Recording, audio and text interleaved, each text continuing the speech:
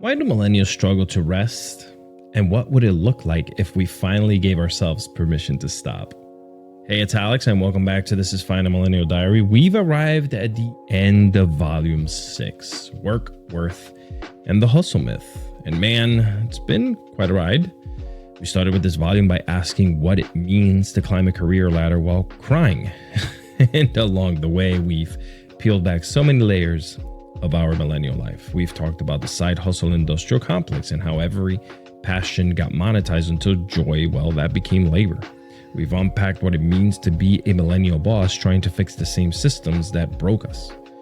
We relived unpaid internships and underpaid dreams where we built careers on free labor.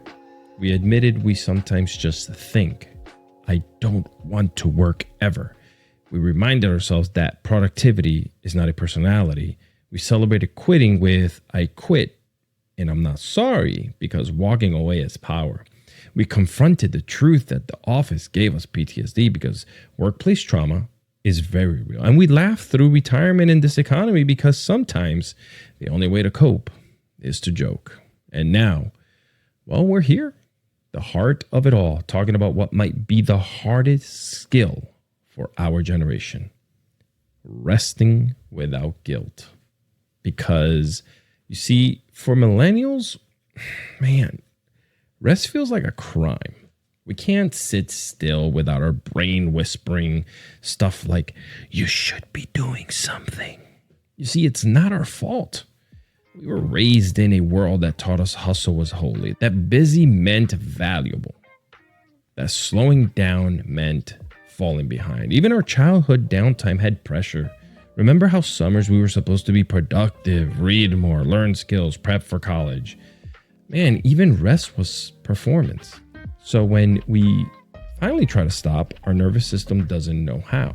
The body's on pause, but God, the brain is still on overdrive. You see, the irony is that as kids, we knew how to rest. We'd lay on the floor watching Saturday morning cartoons with cereal crumbs all over us. Zero shame about it, by the way. We'd spend whole afternoons staring at clouds or playing Game Boy until the batteries died. That was real rest. No agenda, no guilt, just being. But somewhere along the way that disappeared. I don't know. Maybe it was student loans. Maybe it was capitalism. Maybe it was just growing up. But whatever it was, man, we lost that permission to do absolutely nothing. Now, rest isn't laziness. It's actually repair. It's literally how the brain and the body heal. But we treat it like a reward instead of a requirement. We tell ourselves we'll rest after the next project, after the next goal, after we've earned it, after I record this podcast. And you know what? That day never comes, because when your worth is tied to productivity, you'll never feel like you've done enough to deserve peace. And the truth is that you don't have to earn rest. You just have to allow it and let it take over you. This is my favorite part of the show here, where I compare and contrast. Now, millennials apologize for taking breaks. We say things like, sorry, I'm late. I needed a mental moment, as if needing space is shameful.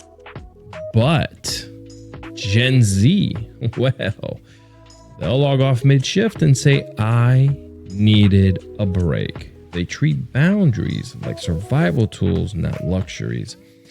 And while we might roll our eyes at it sometimes, maybe they've cracked the code because they're living in a world we helped expose. But they're choosing not to repeat the same cycle. See that? We ran ourselves into the ground so they could see the warning signs a lot sooner. And that's something... well, that's something to be proud of. So I ask you this: how do we rest without guilt? Well, it might start with giving ourselves permission to stop performing. Turn off the productivity tracker, take a nap, say no to the quick favors, sit outside and do absolutely nothing, and don't apologize for it. Because you're not lazy. You're healing from a system that convinced you exhaustion was virtue. And maybe rest is the rebellion our generation needed all along. So, I got to ask you guys, what have we learned through all of this? Well, for starters, we're not lazy. We're just hell of exhausted. We're not entitled. We're overextended. And the only way forward is to redefine worth, not by work, but by wellness. We've unlearned grind culture, called out exploitation, laughed through our burnout, and now we're learning how to rest. Damn it, hopefully without shame. And as I close out this volume, we are moving into something even more personal. Volume 7 will be all about family culture and generational disconnect. We're diving into where we came from, the families that shaped us, the cultures that raised us, the guilt we carry, and the healing we're still trying to figure out. We'll talk about generational trauma passed down like Tupperware, family group chat chaos, boundaries that feel like rebellion, and learning how to love people who grew up in a completely different world than we did. It's going to be raw, funny, emotional, but most of all, it's going to be deeply human. And we will connect over it.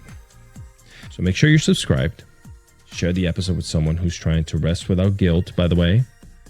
And check out alexiscardoza.com for YouTube and, well, the socials.